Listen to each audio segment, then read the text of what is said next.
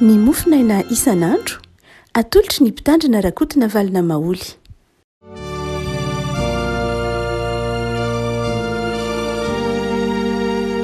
Faly miarahaba antsika revako malala tratry ity sabotsy fa 2 ny volana Jolay ity.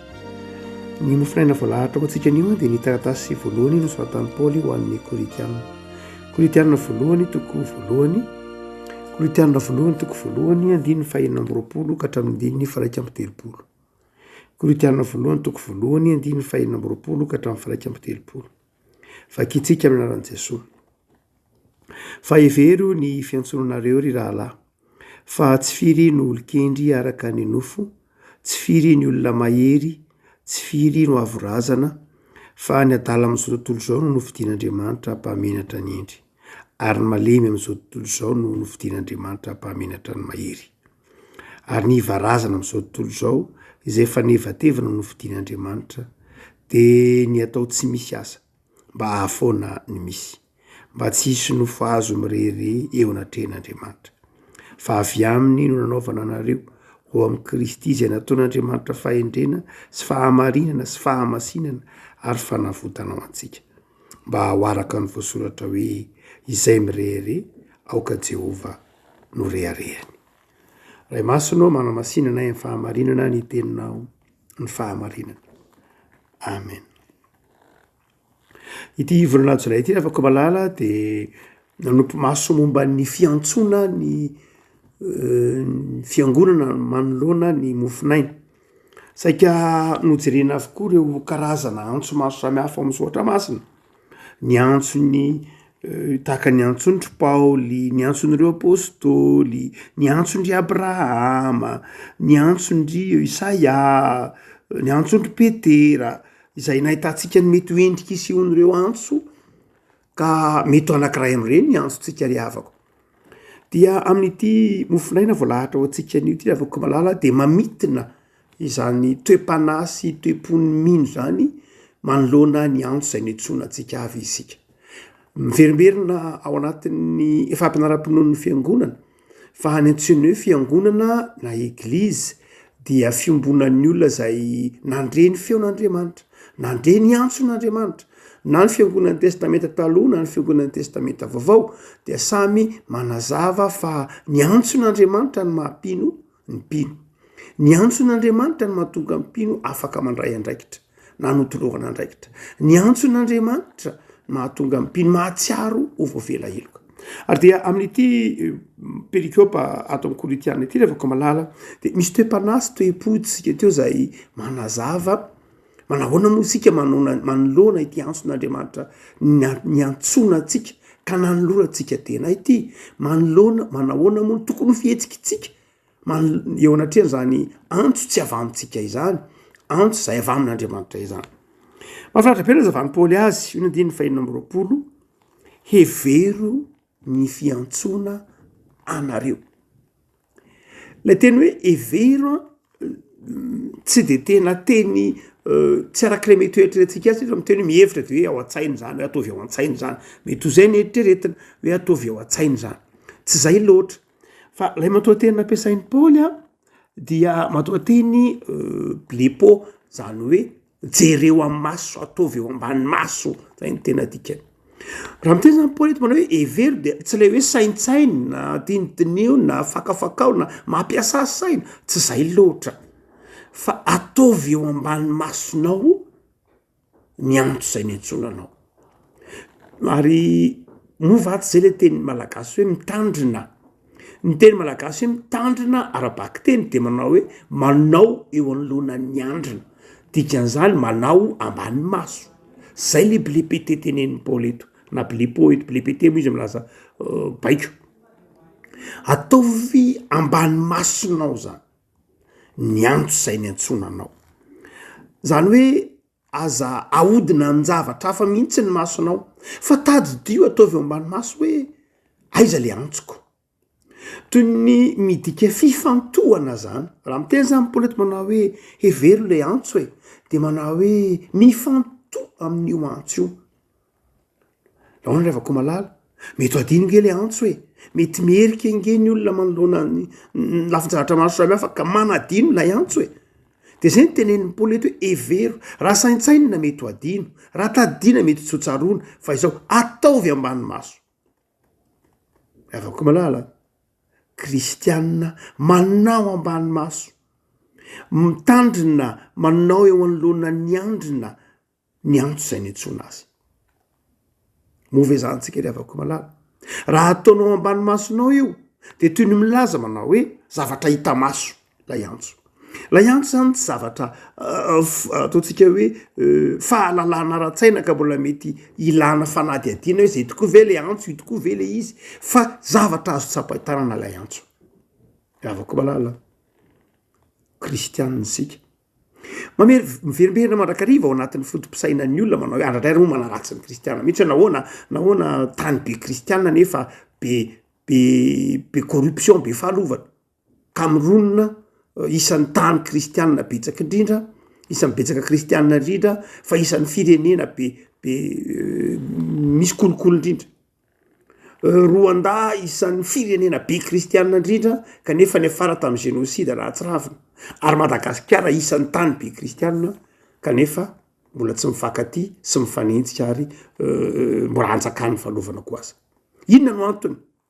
inona no antony de ny olona manao aiza ny anjara toerana vavahana kristianina avako malala na ny tany kristiana io na tsy tany kristianina io tsy ny tany kristianina ihany no misy an'izany fa ny tany silamo koa misy ohatr'izany ihany ny toerana maro samihafa koa misy ohatr'izany ihany tsy sanatria manamaivana ny fivavahana kristianina akory fa tehiteny kosa manao hoe mety mpahazo ny fiarahamonina rehetra ny fahalovana fa izao raha ohatra kosa ny kristianina manao ambany maso ny antso zay ny antsony azy fa tsy ataony any am-paosy zany na antony any an-trano zany dia tokony omiafona na fona mihitsy ny fahalovana fa matoa ny kristianina tsy mipetraka tsara avako milala zay ny antsona azy de satria tsy ataony ambany maso lay antso ray ajanony any an-trano lay antso za kristianina de ajanoko any an-trano no na any am-piangonana lay antsoko iny androany na ajanoko any amin'ny brao no lay antsoko iny androany fa olona hafa mihitsy androany na andraikitra hafa mihitsy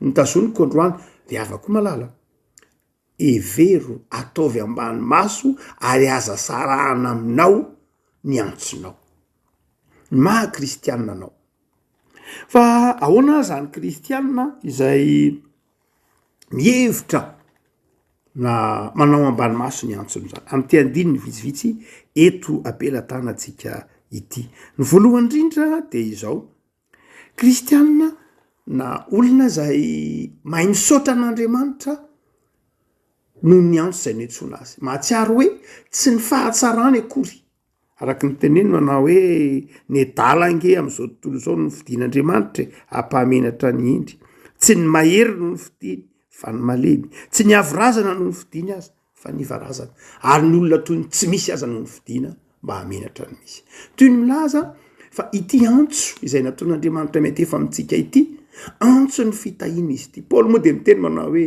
olona hitsara anjely ange ianareo hoe olona hiditra ao amin'ny fanjakan'Andriamanitra ao amin'ny voninahitr'Andriamanitra mampatsiaro ilay iran'ny fifoazana hoe andeha hilalana volamena ary na atao boky ny apokalipsy iny milaza ny fahatsarany fanjakan'Andriamanitra ho vatantsika ary Paoly rehefa malala rehefa mampahery ny kristianina izy de mandrakarivo indrindra moa ny apokalipsy koa azy rehefa mampahery ny kristianina izy de tsy mampahery ny kristianina amin'ny fiainana ankehitriny fa mampahery ny kristianina amin'ny fiainana ho avy zany hoe nareo ange jereo fa ny toerana ho vatantsika toerana mahafinaritra ny fanjakan'Andriamanitra ary dia izany toeram-boninahitra zany nomen'Andriamanitra atsika tsy sahazan'izany tsika raha maha-olombelona atsika fa malemy tsika ivarazany tsika raha oharina amin'ny frérian'ny jiosy zay nge taranaki Abrahama olona manahoana moa tsika jentilisa raha oharina amin'ny fampianaran'ny jiosy saingy zao ry afako malala nantsoin'Andriamanitra de inona ny tokony ao an-tsaintsika raha ohatra ka mitandrina zany antso zay ny antsonantsika zany itsika de izao mahatsiaro hoe tompo sarobidy le antsonao sarobidy satria antso manondrotra ahy na manondrotra atsika manondrotra anao tonga zanak'Andriamanitra de sarobidy le antso rehavako malala ny olona manao tsinitsinina ny fiantsoana de tahaka ny Esau nantsoin'Andriamanitra ho zokiny. Ny antsoin'Andriamanitra nantsoin'Andriamanitra ho izy ny zokiny izy no lamatoa. Saingy zao nanamaivana zay antso zay izy. Nanao tsinitsinina lay antso izy. Ny epistily any Hebreo manazava an'io satria natakalony haniny zao tontolo zao na ny sakafon'izao tontolo zao ny fihizokiny. Ary de na de nitomany mafy azy izy hoy ny epistily any Hebreo de tsy nahazo tsony izany zony na riny de eto am'izao tontolo zao zany. Tsy nitandrina ny antso misy. Tsy nanao teo ambany masony ny antso zay nentsoina azy izy. Jodasy koa tahaka izany revako malala. Jodasy ange nantsoina ho apôstôly. Nantsoina tahaka andry Matio, tahaka andry Jauna, tahaka andry ry Petera, tahaka andry Paoly. Fa zao tsy mba nanao teo ambany maso ny antso misy. De zao natakalony ny politika an'izao tontolo zao. Satria Jodasy moa mpanao politika de zay no antony. Tsy de le vola loatra nge tao an-tsain'ny Jodasy iny eo ihany mazava loatra fitaovana ny ala. Tsy nisaraka tamin'ny politika ny vola tamin'ny andron'ny Jodasy. Dia nataon'ny Jodasy maivana tsy zava-dehibe le antso maha-apôstôly azy fa natakalony zavatra zao tontolo zao. Ry havako malalo, aza maivanina ny antso. Aza atao tsinitsinina ny antso. Aza takalo amin'ny zavatra zao tontolo zao ny antso. Ataovy ambany maso ny antsonao. Ary misoran'Andriamanitra ny am'izany antso zany. Fa mahafinaritra be ihany tsika teo lay hoe antso. Le matao teny hoe blé pété. Blé paume zay amin'ny teny ny baiko impératif nareo teo dia manao koa hoe jereo maharitra. Tsy hoe ataovy ambany maso fa milaza hoe ataovy eo ambany maso maharitra. Tsy eo ambany maso de Andriamanitra misy zavatra eo ambany maso fa tsy hita. Eo ambany maso ny hipetrahany fa tsy hita mihitsy le izy. Ndradray reny tanana fa tsy tadidi koa reny tanana. De hoy Paoly eto manao hoe evero de milaza matoateny tansaina aingana maromaro kokoa maharitra. De hoy Paoly manao hoe ataovy ambany maso maharitra zany. Zany hoe any am'izany antso zany manjakarivany masonao. Dia zay no tonga Paoly mitanisa ny diny maromaro eto manao hoe inona zany olona manao ambany maso maharitra ny antsony zany de io teneniny io. Hoy izy amin'ny andininy fa telopolo izay nataon'Andriamanitra fahendrena sy fahamarinana sy fahamasinana. Zany hoe zava-dehibe revako malala ny fitandremantsika ny antson'Andriamanitra ao anatin'ny fahamasinantsika. Ny dikany hoe olona mitandrina ny antsony de olona manao ny fahamasinana lay antso zava-dehibe. Itsika raha miteny hoe antso eto de averintsika tsara ny famaritana ny meny Martin Luther azy. Ny teny allemand zay nampiasain'ny Luther, timy Luther ny teny allemand fatatsika dia beruf, famerimberintsika izay. Ny hoe beruf zay nadika amin'ny teny nadika tamin'ny teny frantsay hoe vocation, dia nadikatsika hoe antso. Dia raha miteny Martin Luther hoe antso na beruf de tsy lay hoe antso mahampitandrina ihany io, tsy lay hoe antso mahampampianatra io, tsy zay ihany io, fa lay antso izay na inona antsonao, mety filohan'ny repoblika ve nao, mety ministra ve nao, mety mpivarotra tsaramaso tanora Analakely ve nao, mety aide chauffeur ve nao, mety mpamily fiarakodia ve nao, mety mpanety ve nao. Zay le antso zay. Zay le antso. Amintsika protestanta ny antso dia tsy lay afy ny ara-panahy ihany, fa amintsika protestanta ny antso, ny asa de antso.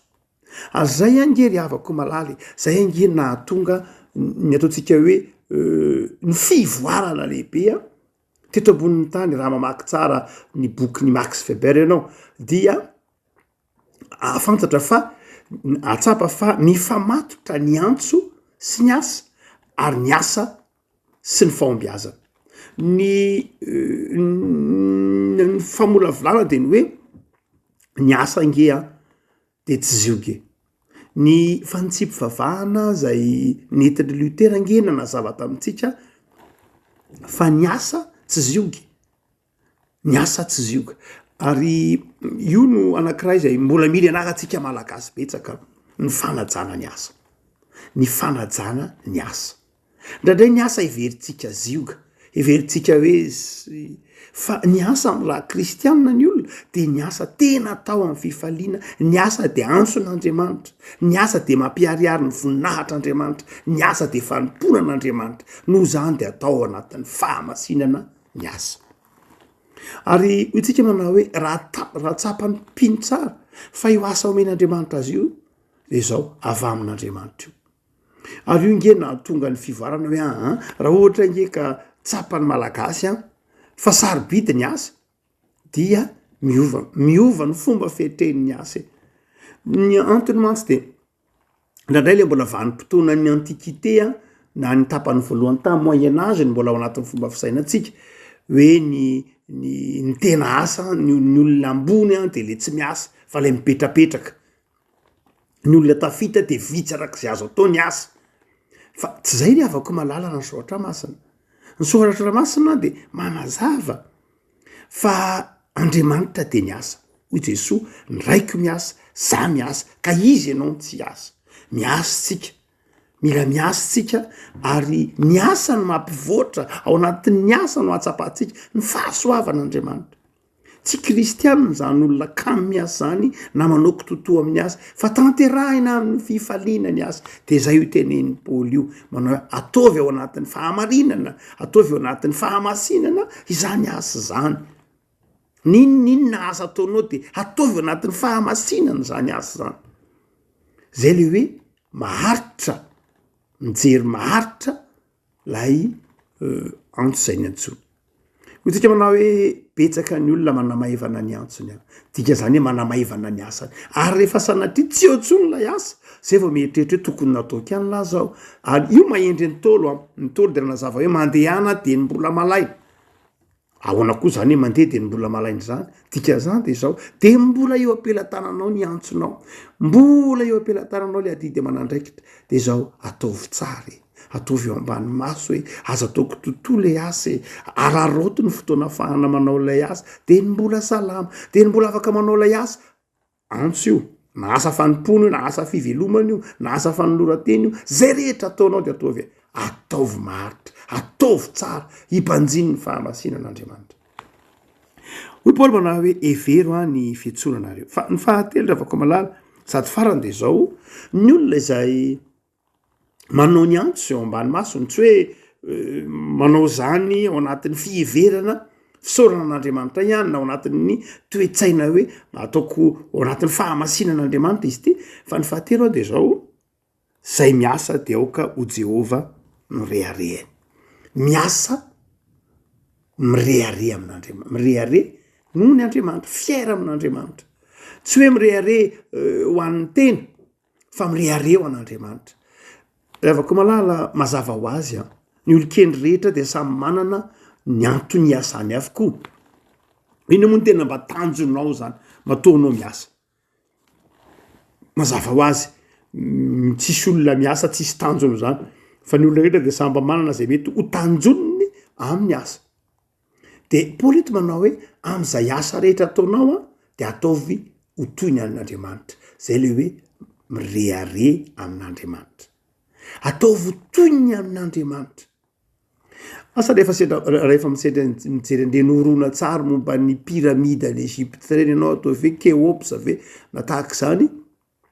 Rehefa mijery an'ireny piramide reny ianao de variana. Hoe olona 3,000 taona any alohantsika, 3,000 taona alohantsika tsy nanana ny engin zay nananantsika, tsy nanana ny teknôlôjia zay nananantsika kehitriny, tsy nahalala ny marika zay nananantsika kehitriny, tsy nahafantatra ny siansa izay mety ataontsika kehitriny. Atao fotsiny ohatra hoe na ny siansa momba ny nofo-tany fotsiny ara, ahoana no ahafahany mametraka ny piramide iny eo ambonin'io tany io izay mavesatra be le vato, tsy letsy ve iny, ahoana natonga ny tsitra sy ny sisa rehetra, ny batanany reny. Fa raha metra-pantany fa inona kay nanosika an'ireny olo reny na vita zava mahagaga tahaka zany. De zao satria nataony ho an'ny Andriamanitra zay ninono zany, nataony ho an'ny Farao zany, nataony ho an'ny Andriamanitra zay ninono zany, de nahavita zavatra izy. Rehavako malala tsy misy olona ratsy mpangalatra sy ratsy taiza no mamony tena ny amin'ny vola fa ny olombanina teo amin'ny tantaran'izao tontolo zao de mamony tena no ny idealiny na noho ny finoany. Ny akabeazany antsoina hoe olona nahavita zavatra teo amin'ny tantara de zao ny idealiny na ny vinany na ny nofony no hahatonga azy ny kely ainy. Zany rehavako malala inona hoe Paoly ny tokony manosika atsika hiazo na mafy n'ilay mahampino atsika hiazo na mafy n'ilay antso na lay asa atsika ka ataotsika tsara dia itsika mibanjina ny voninahitr'Andriamanitra. Mibanjina ny voninahitr'Andriamanitra. Tsy mireare am'izay mety ho fahombiaza atsika ao anatin'ny antso hoe tsisy oatrae tsy nety rehefa tsy teo ahy jere tsy nety le izy satria tsy teo ahy na hoe jere teo ahy de nety le izy tak zany rehavako malala tsy tokony ho teneny mpino akory zany. Aveloan'ny olona ny teny am'izany aminao ara ohatra ka tsy maintsy ho teneniny zany aveloan'ny olona ny teny fa aoka Jehova no reharehanao satria tsy ny fahombiazanao akory ny nampahomby fa ny fahombiazan'Andriamanitra. Ny kristianina manao zava-dehibe ny antso zany rehavako malala de kristianina zay mikendry ny voninahitr'Andriamanitra. Ireo ekiptianina zay voalaza tany aloha na andeha ataotsika koa hoe tsy andeha lavitra tsika fa andeha ataotsika hoe andeha any 500 taona lasa na 1000 taona lasa fotsiny ihany aza. Reo katedrala lehibe natao tany andeha ataotsika hoe any Europe, any Frantsa, any Allemagne sy ny sisa rehetra de variana ianao mijery ny rafitry ny trano tamin'ny fotoanandro. Nahoana satria reny olona reny nefa mbola tsy nanana fahaizana tahaka atsika satria nataony ho an'Andriamanitra. Ary ititsika kehitriny rehavako malala. Bitsika kely ny andrasan'Andriamanitra amintsika de mireharery isika. Andradray aza menina rehefa misy zavatra andrasan'Andriamanitra amintsika ao anaty fiangonana menina. Rehefa misy zavatra mba hiantana amintsika ao anatin'ny fikambanana menina.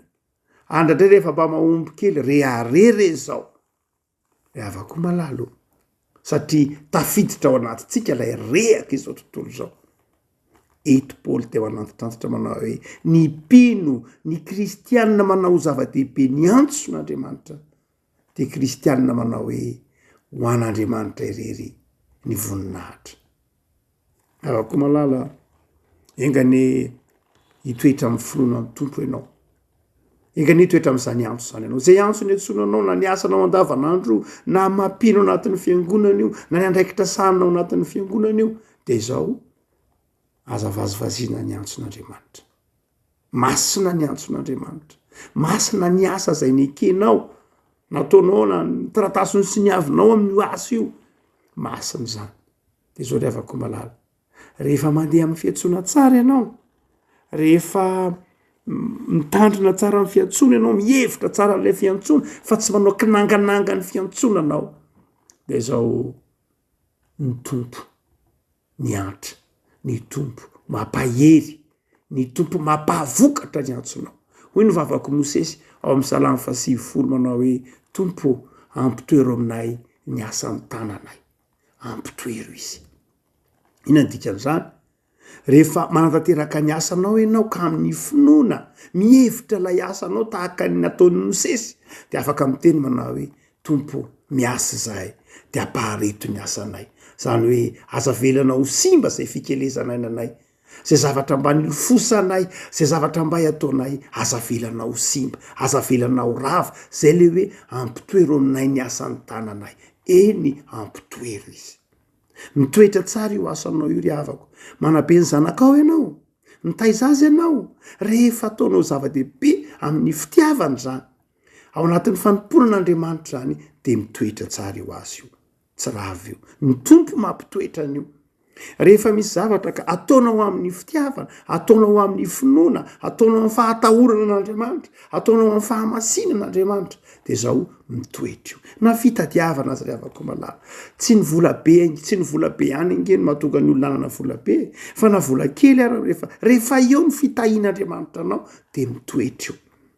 Ny olona mezakazaka manangona be amin'ny fiainana eny tsy maninona moa zany zay mangona ataona moa misy fitahian'Andriamanitra de afaka manangona be ny olona. Fa izao mety ho kely koa ny voangonao fa hoy ny tompo manao hoe ninanangona be tsy nanana ny oatra ary nanangona kely tsy nanana ny tsy ampy satria nahoana satria le fitahian'andriamanitra arak'ilay vavaka mosesy te manao hoe ampitoero aminay ny asan'ny tananay eny ampitoero izy ny olona mitoetra tsara amin'ny antso ry avako malala zay ny tsony ny tompo azy de mitoetra tsara ny asany tenin'andriamanitra zany mitoetra tsara ny asany tsy ny fahabetsahany zay mety eo ampelantananao zany no miantoka ny fahombiazana fa ny fiezahantsika hitoetra ho mahatoky am'izay ny tsony ny tompo atsika avy hoy ny tompo aminao hevero ny fiantsona anareo hivavakasika tompo misaotra anao no ny amin'ny ity fotoana zay nomenao anay ity sabotsy farany amin'ity volana jolay ity nanantitra tanteranao anay tompo fa olombo antso zay satria zanakao mitondra ny anaran'i Jesosy zanakao zahay kristianina vo antso vo ositra vo tokana voamasina mpanomponao tompo ataovy mihevitra izany mandrakarivo zahay ataovy eo ambany masina ny fahatserovatena fa mpanomponao zahay zanakao zahay azavelanao anao kinanga ny antso zay niantsonanay azavelanao anao ambany zavatra tahaka ny Esau tam'izay antso ny antsonanay fa ataovy manao zany lahara-pahamena ataovy vitanay eo ambany maso mandrakariva maha-kristianina anay mba ampitoetra ny asay ataonay mba ampitoetra ny fikelezanay anay tompo de mivavaka zahay ampitoery tsara am'izany antso zany zahay terizo ny fanoratena Israely avy eo anivon'ny fiarahamonina sy ny firenena ny asanay andavanandro antsonao zany ataovy mitoetra tompo zay hikelezanay aina zay angononay zay ampiriminay zay hitezanay ny zanakay zay rehetra ataonay tompo ataonay aminaranao Jesosy reny de ampitoery tompo zay antso efa niantsonao anay koa eo anivon'ny finoana ny fiangonana am'izay mety ho tandrify anay ampitoery reny Jesosy de mivavak'izay ho an'ny olombo antso rehetra ho an'ny kristianina ho an'ny fiangonana ataovy mihevitra manao ambany maso mandrakariva ny antso zay niantsonao azy azavelanao anamaivana nanao kitoto tsy hitandrina ny antso zay niantsonao anao avy ny tsirairay avy de anapako aminay Jesosy ny fiatananao raha koa fe fahasoavanao ny antsonay tompo mba andehananay mandrakariva araka ny teninao manao hoe zay nataon'Andriamanitra ao anay de ny fahendre ny fahamarinana ny fahamasinana ny fanavotana de ampitoero aminay tompo izany toe-panahy ny antsonao zany aminaranao Jesosy